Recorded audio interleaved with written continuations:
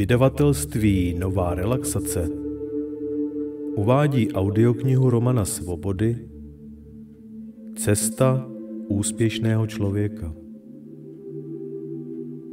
Kapitola 1. Začátek cesty. Vítejte na cestě, která může navždy změnit váš život. Cesta úspěšného člověka není jen audioknihou.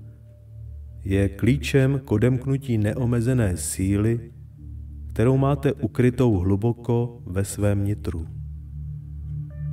Možná jste si už všimli, že vaše myšlenky dokáží ovlivnit svět kolem vás, ale možná jste dosud netušili, jak mocným nástrojem se mohou stát, pokud se s nimi naučíte pracovat vědomně. Každým okamžikem tvoříme svou realitu, ať už vědomně nebo nevědomně. Naše myšlenky, pocity a rozhodnutí jsou jako tahy štětcem, které formují jedinečný obraz našeho života. Vzpomeňte si na okamžik, kdy se váš dlouho očekávaný sen náhle a jakoby náhodou stal skutečností. To byl přesně ten moment, kdy jste okusili sílu vědomého tvoření v akci. Cílem této audioknihy je ukázat vám, jak převzít kontrolu nad svým životem a vytvořit si realitu, kterou chcete prožívat. Naučíte se, jak se stát vědomým tvůrcem, architektem svého úspěchu, štěstí a naplnění. Abyste však mohli tuto schopnost plně ovládnout, je třeba nejprve pochopit několik základních principů, které stojí za vším, co tvoříme. Naše myšlenky, emoce a naše energie jsou nástroje, které můžeme využít k přitahování toho, co ve svém životě chceme mít. Na úvod si vysvětlíme dva základní principy, které budou stát v základu celé naší cesty. Zákon přitažlivosti a zákon rezonance. Zákon přitažlivosti říká, že to, na co soustředíme svou pozornost, myšlenky a emoce, přitahujeme do svého života.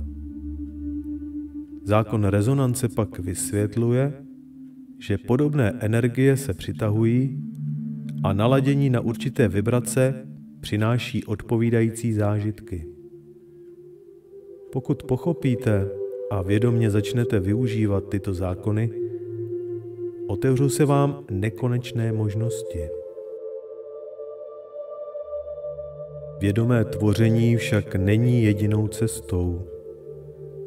V životě existuje mnoho cest, které vedou k různým výsledkům. Každá z nich je reálná a platná, pokud ji přijmeme jako svou pravdu. Máte na výběr mezi tím, zda budete svůj život tvořit vědomně, naladěni na své cíle a touhy, nebo se necháte unášet osudem, zmítání okolnostmi a vlivy druhých. Každá cesta vás někam zavede, ale ne všechny vedou k úspěchu, štěstí a naplnění.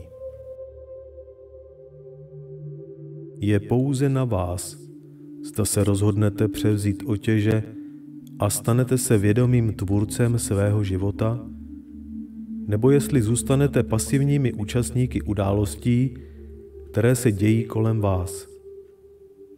Tato audiokniha vás povede ke schopnosti formovat svou realitu a ukáže vám, že cesta k cíli nemusí být komplikovaná a složitá.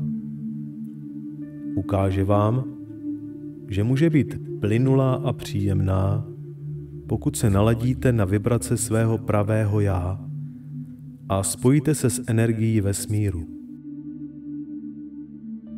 Každá cesta, kterou si zvolíte, má svou vlastní pravdu. Pokud věříte, že jste obětí okolností, bude se váš život odvíjet podle této víry. Naopak, pokud věříte, že jste tvůrce, který má moc utvářet svou realitu, váš svět se bude měnit přesně podle tohoto přesvědčení. Vědomé tvoření je cesta, která vás vede životem v souladu s vašimi nejhlubšími touhami a přáním.